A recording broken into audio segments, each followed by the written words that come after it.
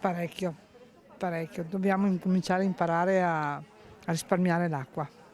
Lei ha già adottato delle buone pratiche? Cerco, è un po' difficile ma si cerca. E l'orto per casa, a casa? Sì, ce l'ho E l'orto. come è messo il suo orto adesso? Beh, adesso è messo male e dopo si cerca di fare, come si dice, l'irrigazione goccia a goccia in modo di consumare meno acqua. Non piove da un mese, siamo già col problema della siccità alla fine di febbraio. È brutto ciò.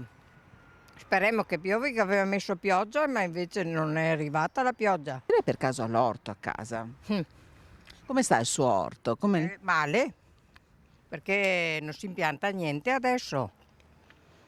Perché il problema è che la terra è troppo secca? Eh sì, non si può neanche vangare, niente. Non piove da un mese a febbraio? Non si preoccupa.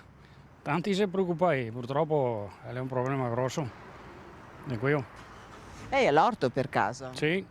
E come sta il suo orto? Il mio sta anche bene perché sotto che c'è una sorgente e ora è sempre umido. Dovrebbe già aver piovuto di più, invece così. Speriamo nella provvidenza.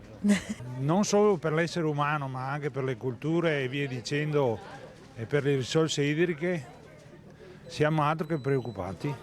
Lei per caso ha un orto, una coltivazione a casa? Sì, ho un orto, una coltivazione, ma per fortuna che ho un torrentello che c'è sempre acqua anche d'estate, così irroriamo anche le nostre culture. Bisognava prevenire più che curare, si dice, no?